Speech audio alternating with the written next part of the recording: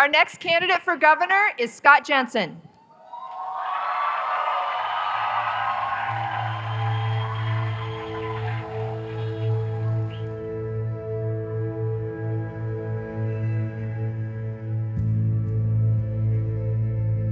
Our Constitution is clear about the purpose of government. Tim Walz has not governed for the security, the benefit, and the protection of the people. He has governed for the security, benefit, and protection of a few. The rest of us were left behind. Our loved ones were trapped in nursing homes and died, while an essential candy store stayed open. People scratching their heads as to why Governor Walz let them. Our kids were locked out of their education, while the teachers union danced. Announced Minnesota schools are staying closed. And our neighbors were carjacked and shot, has died, while violent criminals ran free. It leaves some to wonder if Minnesota is the land of 10,000 second chances. When we called for help, Tim Walz failed to answer. When we demanded answers, Tim Walz failed to speak. And when we endured our darkest days, in our loss of the third precinct, Tim Walz failed to lead. The state needs to hear from our leaders. We need to hear from you. The Constitution compels us, dumpsters are going up now, in the name of the public good, to reform our government.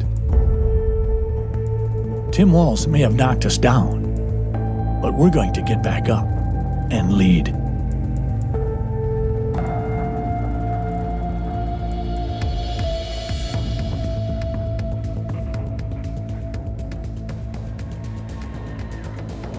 Life is hard. So is football. It's supposed to be. God did not make any of us for comfort. He made each and every one of us for personal greatness. You cannot achieve greatness without encountering adversity. Fact, life will knock you down. Tim Walz knocked us all down. He closed our churches, he closed our schools, he closed our businesses, he let thugs run wild on our streets, and he abandoned the police. So like all of you, I got up. And when I got up, I was looking for a fight. The first thing I needed was a team. Teammates are important. I needed a team that was tough and that was smart. That wins in life, that wins in football, and that wins in politics. And I joined Team Jensen because I wanted to join the team. I wanted to join the team that Tim Walz and Peggy Flanagan do not want to see in November.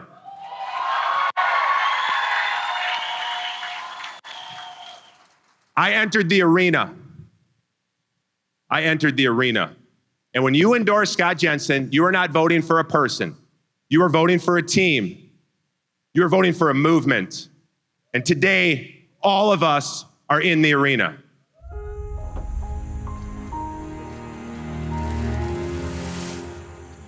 It's not the critic who counts.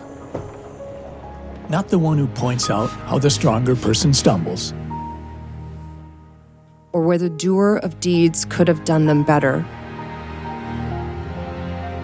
The credit belongs to those who are in the arena. Whose faces are marred by dust and sweat and blood. Who strive valiantly. Who sometimes come up short. Who actually do the deeds.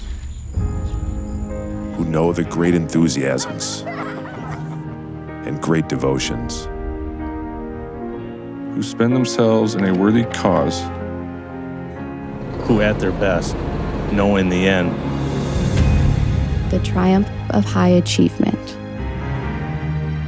And who at their worst, if they fail, at least fail while daring greatly, so that their place shall never be.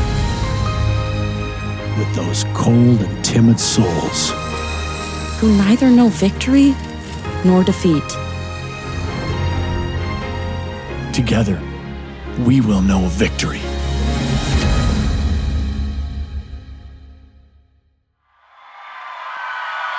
People from all over Minnesota are stepping up for a better future. This is 10-year-old Henry. Henry, why are you here today? I'm in the arena because I organized a walkout at St. Paul Public Schools for masks to be optional. Let's hear it for Henry.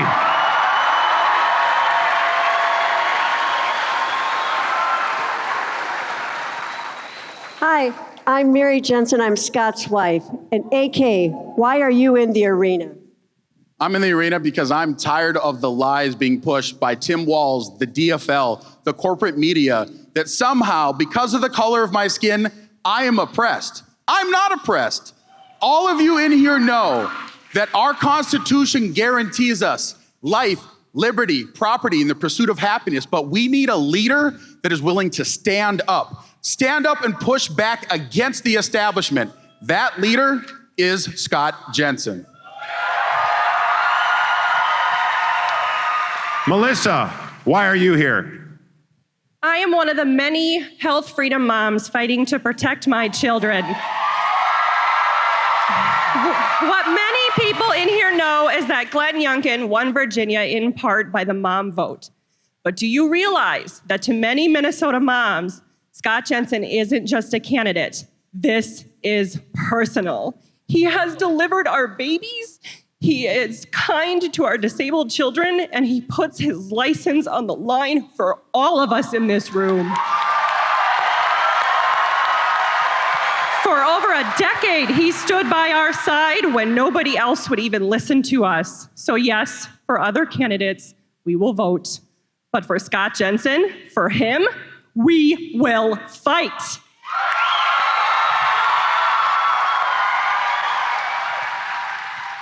Marty, why are you in the arena? My name is Marty Seifert, and I'm supporting Scott Jensen. Scott Jensen is ready to be governor on day number 1. He will downsize, right-size, and economize government. He is ready to lead. He has a running mate.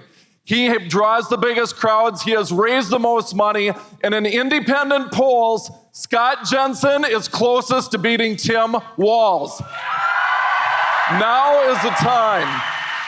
Now is the time for those of us who work for a living to out-hustle those who vote for a living. Join me in supporting Scott Jensen to be the next governor of the great state of Minnesota. All of us are in the arena now, but there's one candidate that's been here the whole time. Everyone in this room has endured some pretty trying times lately. Everyone in this room has felt the pain and the heartbreak of watching people's lives turned upside down. Everyone in this room has grasped at some level that Tim Walz has failed. He's done. But who's going to step forward? Who's going to serve for the benefit, the security, and the protection of all the people? Who's going to help Minnesota find its way back to be the bright, shining star of the North? The answer is you. You have the power to restore our rights, and you have the guts to stand up for all people. When you entered the arena, I entered this race. We stood up together. We suffered slings and arrows, and we fought for our families and our businesses and our faith. We stand in the arena side by side. Now, we take the fight to Tim Walz, and now we win, we heal Minnesota, and we never look back.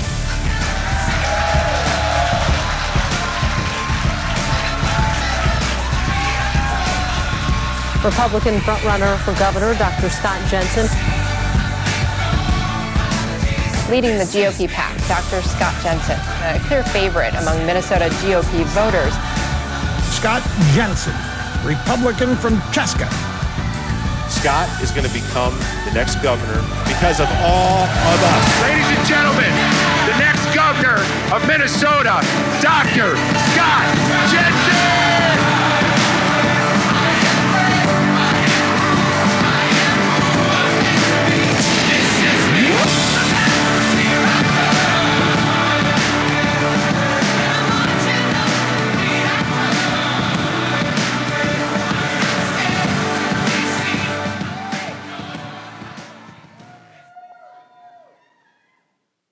Thank you. I dared to lead when it wasn't popular. I dared to lead when it wasn't politically safe. When I went against Tim Walz and said, your modeling is flawed. When I told him that his lockdown policies were ill-advised. When I chastised him for making his heroes Cuomo and Newsom, I was alone. When I went against Jan Malcolm and I said, I am not going to violate my ethics and fill out a death certificate with COVID, I will not.